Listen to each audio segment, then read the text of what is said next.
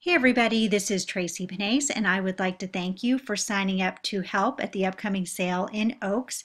If you're watching this video, you have either registered for setup, a sale day on the floor, or breakdown. So since those are very broad areas, this video is somewhat generic and just a overview of some of the different things that happen at the sale. You'll get specific instructions when you arrive from your team leader.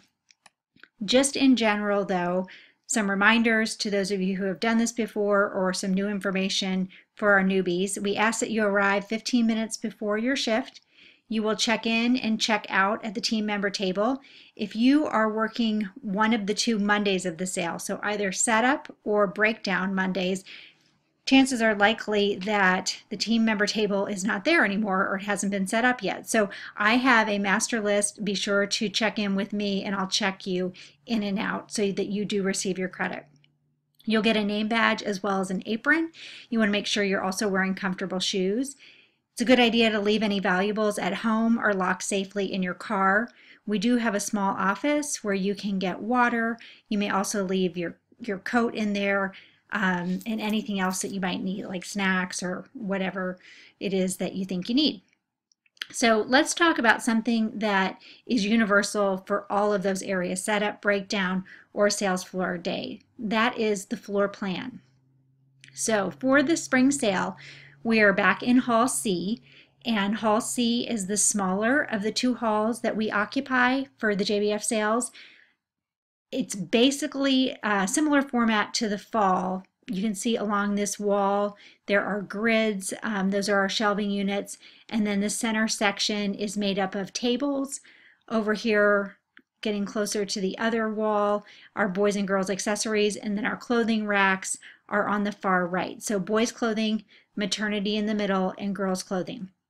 One thing to note on these blocks are section numbers. So this is section 14 right here.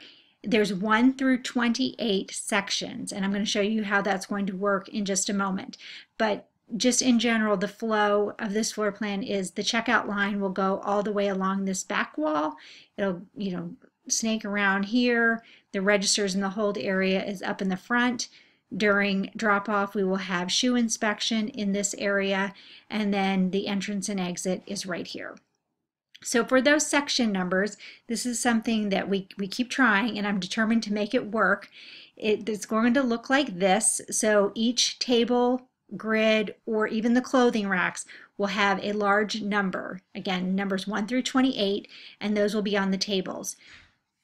The way it will further work is we have a new listing, which is alphabetical, and so some of the more popular items that we take at the sale, like an easy bake oven, can be found in section 7. So all of the signs are going to correspond with the section number and the table number. When customers come to shop at the sale, that block floor map will be on one side, and the where can I find it, this map, will be on the other side. So it should be much easier for them to find things on the floor. And likewise, if you are working on a floor day, it should be much easier for you to direct people accordingly by simply looking at this alphabetized list. So we will refer to this quite a bit. I have links to both of these documents in the body of this email blast, so it's a good idea to familiarize yourself with this before you get to the sale. Some of the basic duties of working at the JBF sale are things that you guys already know how to do. That is, be friendly and helpful. This is families helping families, and so whatever we can do to help one another is in everybody's best interest. If you're working the sales floor, that's particularly important because people get very stressed out, and we want this to be a really positive experience for them, and we know that you'll do a great job in providing that. We need to keep the floor looking neat and organized. You may be thinking, I'm doing breakdown. How does that apply to me? It absolutely applies to you because this is sale 1 of 3 this season. So the more efficiently and organized we can put everything into the truck, the better it's going to be when we drop off in Lancaster and Reading, and just everything needs to flow really well to keep this machine moving efficiently down throughout the sales season. There are a couple positions that we always need to have filled and that we will fill first on sale days, and those are the greeter. We need to have a stroller person, and some days we have multiple people in the stroller area.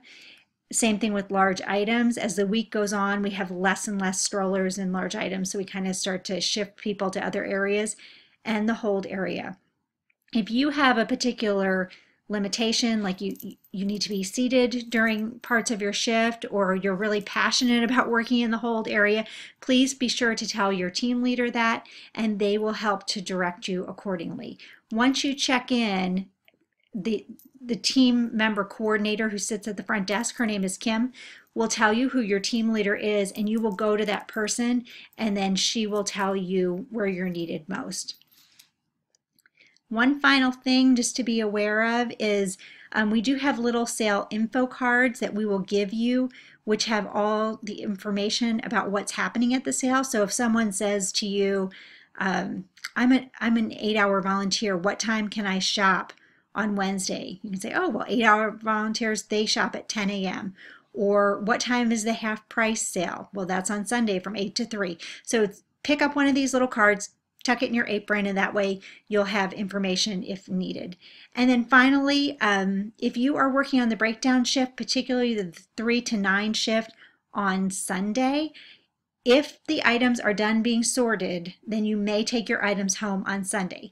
Chances are good that's not going to be the case. It really just depends on how much stuff we have left. So I don't want you to go into it with the expectation that you can take everything home. It just really depends on where we end up. The minute this stuff is done being sorted, I let the breakdown volunteers take their stuff home because I want it out of there just as badly as you want it back. So just kind of keep that in mind as you are planning your week. If you have questions regarding anything that I've just said or what's expected of you, please feel free to call, email, or text me, and I look forward to seeing all of you at the sale. Thank you.